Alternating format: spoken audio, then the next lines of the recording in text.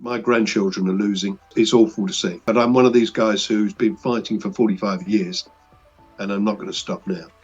Welcome to Media Madness, the podcast where we talk about all things media. In today's episode, we'll be discussing how climate protests are portrayed by the mainstream media and how this plays a key role in public opinion, with your hosts Quinn, Megan, and Caitlin. And today we will be exploring the differences in how the media frames protesters and how different outlets have political bias and how that affects their readers. This discussion will lead us into our interview with environmental activist John Fuller. John has done extensive work on the Tell the Truth campaign with Extinction Rebellion and is the founder of Climate Genocide Act Now.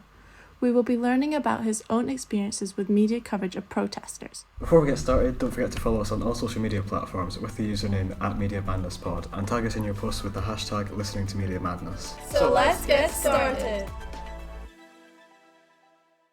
On the 24th of March 2024 at 2 p.m, the British Museum in London closed its doors. 200 protesters staged a demonstration against climate change in support of Palestine. It was held by the Energy Embargo for Palestine, which is a campaigning group. The main objective of the embargo was to oppose the British Museum's long-standing partnership with BP, which has existed since 1996. The BP was planning a £2 billion deal with Israeli-founded NewMed Energy. I saw videos on social media and hundreds of protesters showed up. They were chanting, "BP you can't hide, BP we charge you with genocide." Yeah, and I was looking at Energy Embargo's Twitter posts, and I think this post I found sums up their reasoning for the protest pretty well. They said, "We will keep protesting until the British Museum drops BP, and then we will target every single one of BP's cultural and institutional partnerships until its colonial looting and presence in the Middle East ceases." So that's basically them just indicating that they will not allow this partnership to continue. I mean, not only are they against BP for their damage to the climate, but also because of their potential partnership with Israel. So let's dive into the media representations of this protest. As part of our research for this episode, we looked at articles from the right-centre publication The Standard and the right-leaning British tabloid The Daily Mail. The headline on The Standard reads, "British Museum shuts after protest by pro-Palestine climate activists." This is a neutral and informative headline. That's pretty interesting because the Daily Mail headline is quite different. Their headline is, "Frustrated tourists and food vendors blast annoying pro-Palestine and eco-zealots who attempted to close British Museum today with a blockade." Now that's a lot to take in, so let's just break that one down.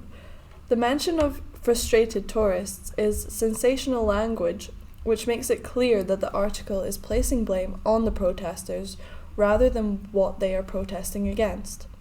In that one title, they have said, "frustrated, annoying, and eco-zealots," which is just a lot of negative language, and it's clearly making their stance on the protesters known. Yeah, I think that the Daily Mail headline uses words to catch the reader's attention, but the Standard prioritises factual information to remain neutral when introducing the protest. The Standard's right-centre leaning approach frames their story to allow its audience to form their own opinion, whereas the Daily Mail uses sensationalist language because it's aware the audience is likely to agree, but also enforces the reader to hold the same perspective of the event. So the way the protesters are portrayed is fairly biased. Both articles then discuss the reaction from the public. They describe how a food stall owner was disrupted by the protest. He claims they were really annoying. However, they both present his negative opinion towards the protest in different ways. In the Standard, this quote is mentioned within a larger body paragraph which is describing his business, whereas in the Daily Mail it is included with line spacing on either side. This emphasises the negative reaction from the public and condemns the protesters. Interestingly, The Guardian, who are left-leaning, reported on the exact same story, and they mentioned the reason behind the protest pretty early on in the article. They give no platform to the members of the public who critiqued or who were disrupted by the protest. Now it's time to head into our interview with John Fuller.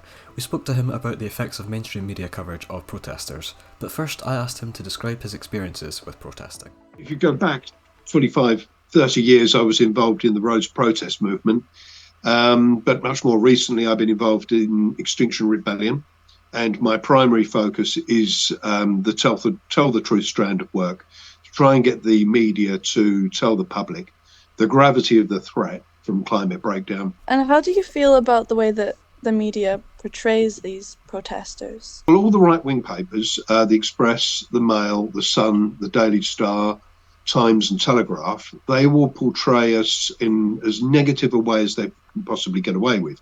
They'll use language like eco-zealots, eco-loons, eco-fanatics. The right-wing press in the UK is extremely hostile to protest.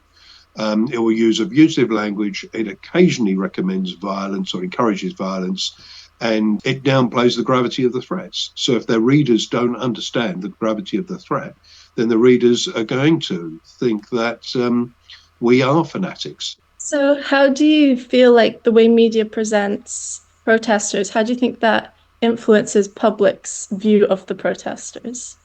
Well, certainly it's intended to achieve two things. One is it's intended to ensure that very few people will get involved in protest, but also that their objective is to try and preserve our lifestyles as they are for as long as possible, the lifestyles for the relatively wealthy. There is also a supplementary issue around the fact that the billionaires who largely control the printed media in this country, they have very substantial investments in fossil fuels.